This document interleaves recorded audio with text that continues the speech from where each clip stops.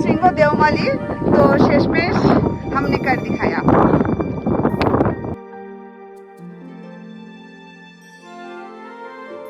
Good morning Koraput. আজকে আমাদের কোরাপুটের দ্বিতীয় দিন, আর আমাদের গাড়িও চলে এসেছে। তাহলে চলো আজকে বেরিয়ে পড়া যাক। আমরা চলেছি ন্যাশনাল হাইওয়ে 26 এর উপর দিয়ে। রাস্তাতেই পড়লো কোলাব লেক, আর সকালের কোলাব লেক দেখুন। নিচের দিকে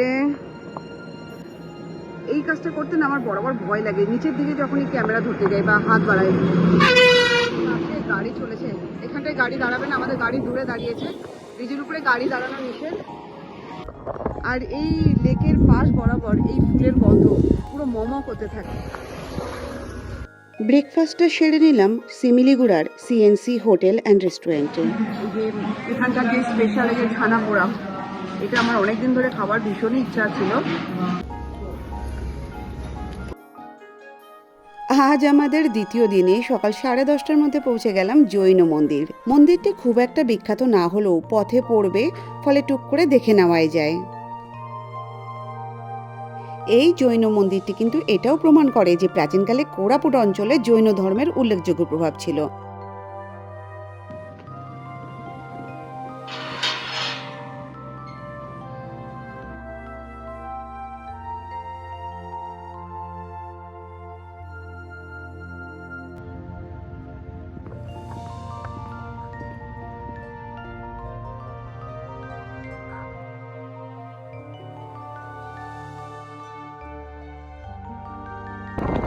এবার আমরা চলেছি রানী ডুডুমার পথে। এই জায়গাটার নাম হচ্ছে সুবাই। আর এই রইল গাড়ির পার্কিং টিকিটের লিস্ট। খুচরো দেওয়ার চেষ্টা করবেন, এখানে খুচরোর একটু সমস্যা হতে পারে। আর এই আমরা চলে এসেছি রানী ডুডুমা। বড়দের 20 টাকা আর ছোটদের 10 টাকা, মোট 50 টাকা। আর জলেরও ব্যবস্থা রয়েছে। সুন্দর রাস্তা, সুন্দর সুন্দর ফুল গাছ আর ধুতুরা গাছ। ওই দূরে পাহাড় রয়েছে, পাথরগুলোকে কি সুন্দর কালারফুল করে রাখা। আর পাশেই রয়েছে চিলড্রেন্স পার্ক।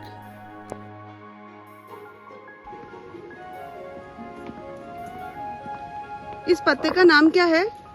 पत्रो, कौन पत्रो?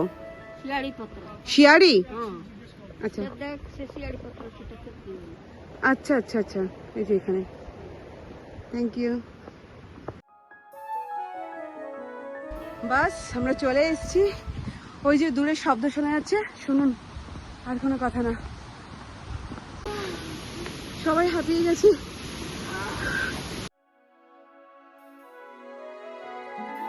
অতঃপর তাকে দেখতে পেলাম।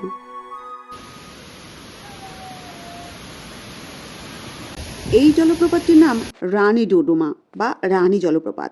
আর এই নামের পিছনেও এক লোমহর্ষক গল্প লুকিয়ে আছে। বলা হয় যে রাজা চন্দ্রাক্ষদেব একদিন শিকার করে ফিরছিলেন, আর তার বোন রানী লীলাবতী পুটিয়ামালা পাহাড়ের উপর বিমোহিত হয়ে বসেছিলেন। তার বস্ত্র একসময় জলের স্রোতে ভেসে যায়। তো রাজা চন্দ্রাক্ষদেব রানীকে সচেতন করবার জন্য তার তীর নিক্ষেপ করেন।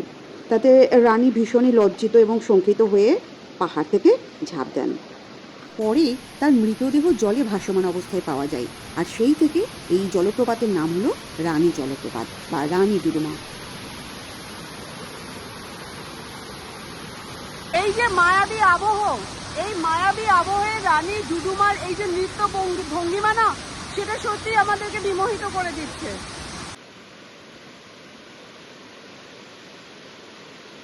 এই কোরাপুটের যে প্রধান প্রধান জলপ্রপাত, সেগুলোর মধ্যে একটা হলো এই ডুডুমা, বাগড়া আর খান্দাহাটি। যে দুটো পাহাড় এখানকার খুবই বিখ্যাত, তার মধ্যে একটা হলো চন্দ্রগিরি, যেটা কিনা গতকাল গিয়েছিলাম গুপ্তেশ্বর মন্দির দেখতে, এবং আরও অন্যান্য জিনিস। আর আজকে যেখানে এর পরে আমরা যাব সেটা হচ্ছে দেওমালি। তবে আমি বলবো দেখার মতো তো পুরো গোটা শহরটাই দেখবার মতো। আপনারাও এসে কিন্তু টেস্ট করতে ভুলবেন না এখানকার এই বাদাম। আমাদের এবারের গন্তব্য দেওমালি। আচ্ছা, শীতকালে এখানে কিন্তু প্যারাসেলিং করা যায়।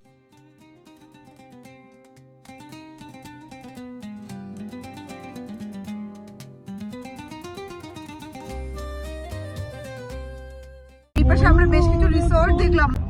আমার মনে হয় এখানে দেওমালি পাহাড়ে এসে কোনো রিসর্টে স্টে করাটা একটা অসাধারণ অভিজ্ঞতা হতে পারে। ও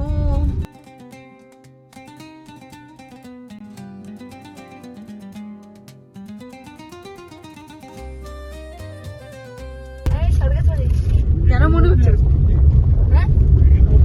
আমার মেয়ের উপরে আছি।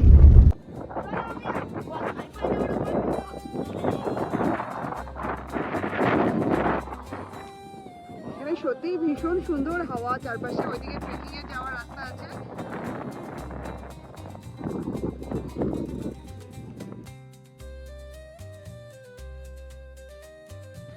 আমরা এখানে পাহাড়ে ওঠা শুরু করলাম 1টা বাজতে 5 মিনিট বাকি, তখন ভীষণই সুন্দর ঝরঝরে ঝকঝকে রোদ আর অসাধারণ ঠান্ডা হাওয়া।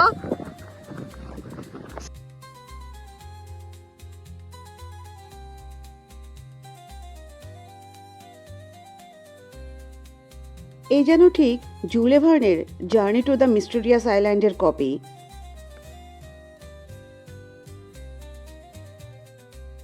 শ্বাস নেবে নাকে শ্বাস নেবে, আর শ্বাস নর্মালি আমরা জানি তার থেকে একটু বেশি অ্যামাউন্ট নেবে, কিন্তু মুখে কখনোই শ্বাস নেওয়া ছাড়া করবে না। যদি করো তাহলে কিন্তু বেশিক্ষণ তুমি গট ইট। ফলো। অলরেডি হাই উঠতে শুরু করেছে, রাস্তাটা দেখুন আর একটু বেশি ভয়ানক। নিচের দিকে খাড়াই একদম নিচ পর্যন্ত, এইদিকে উঁচু। খুব সাবধানে, সঙ্গী বলতে আমাদের পিছনে 2 জন লোক আসছে, প্রায় জনমানব শূন্য। বুকের মধ্যে হৃৎপিণ্ডটা লাফাচ্ছে। এখানে একটু দাঁড়াই, একটু বসি 1 মিনিট।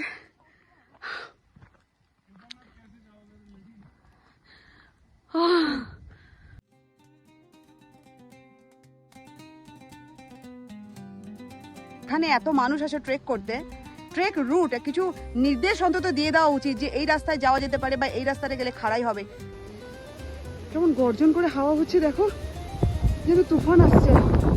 মাঝে মাঝে ভয় লাগছে।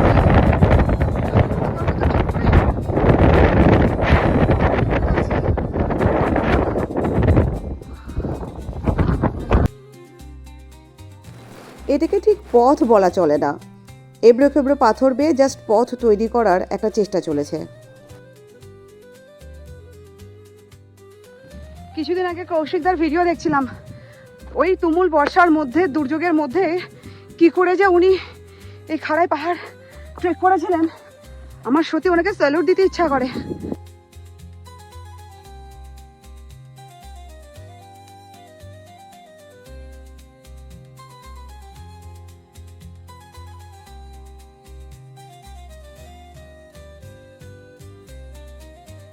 আর শেষমেশ আমরা উঠে এসেছি 1672 মিটার উঁচুতে পূর্বঘাট পর্বতের সর্বোচ্চ শৃঙ্গ দেওমালি। তো শেষমেশ हमने कर दिखाया। ওই দেখো পাহাড়ের চূড়ায় নেমে এসেছে নীরব কুয়াশার ঢল। মনের ভেতর জেগে ওঠে আরেক মন, আর থেমে যায় সব কলরল।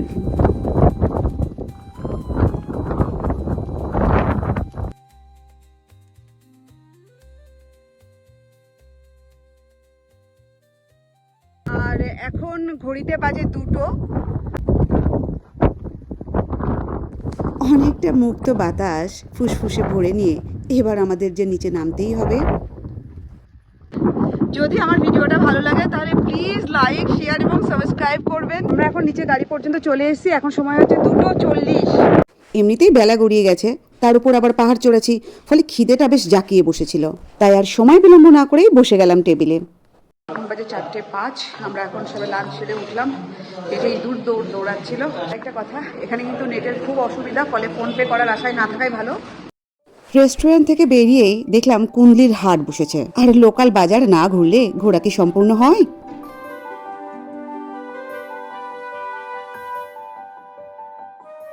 उसका नाम क्या है? নাম क्या? চন্দ্রিকান্দা। हाँ, কোন্দা কোন্দা। कोंदा। আচ্ছা আচ্ছা। যাত্রাপথের কত কিছুই তো আমরা ভুলে যাই, কিন্তু কিছু হাসি, কিছু অনুভূতি সারা জীবন মনে থাকে। এখন 4:20 আর আমরা চলেছি দামনজোড়ি হনুমান বাটিকা। 5:10 বাকি। একটা পরিকল্পিত শহর, আর এখানে অ্যাকচুয়ালি নালকোর ফ্যাক্টরি রয়েছে, মানে ন্যাশনাল অ্যালুমিনিয়াম লিমিটেড কোম্পানি।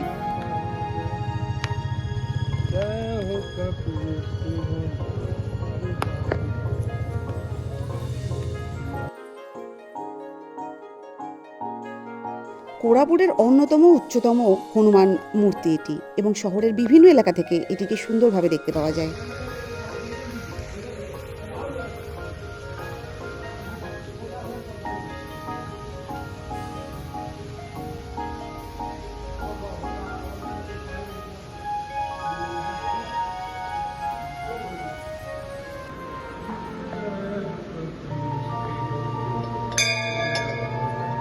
হনুমানজিকে প্রণাম করে আমরা বেরিয়ে পড়লাম আমাদের পরবর্তী গন্তব্যে। এটা হলো গিয়ে সাই বাবার মন্দির, আর এটাও নালকোর থেকেই বানানো হয়েছে। চলুন এবার গিয়ে ভেতরটা দেখে ফেলি। এখন সময় হচ্ছে 5:10।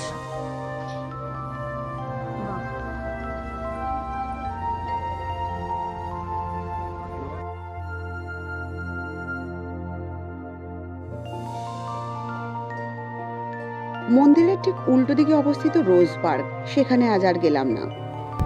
এদিকে সন্ধ্যা হয়ে আসছে, আর দর্শন নিতে যেতে হবে জগন্নাথ মন্দিরে। এখানে জুতা স্ট্যান্ড, এখানটা হচ্ছে অ্যাকচুয়ালি মেইন এন্ট্রি, যেখান থেকে আমরা একটু দেখেছিলাম। নিচে এখানে অনেক যে রাস্তা আছে, রাস্তাগুলো ঘুরে ঘুরে আমরা উপরে উঠলাম। এখানে থেকে পূজার থালি নিয়ে নেওয়া যাবে। এদিকে বিশাল বড় ভোগ নেওয়ার জায়গা। মন্দিরে ঘুরতে যাওয়া শুধু ভ্রমণ নয়, এটা আত্মার সঙ্গে ঈশ্বরের নীরব সাক্ষাৎ। সেখানে পা রাখলেই মন শান্ত হয়, অহংকার নুয়ে পড়ে, আর জীবনের ক্লান্তি ভক্তিতে রূপ নেয়।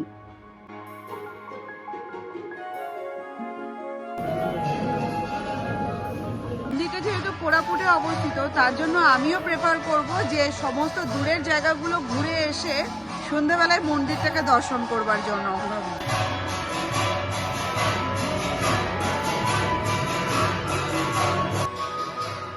এদিকে মন্দির প্রাঙ্গণে হচ্ছে লাইভ টেলিকাস্ট, বিশাল বড় ডিজিটাল স্ক্রিনে।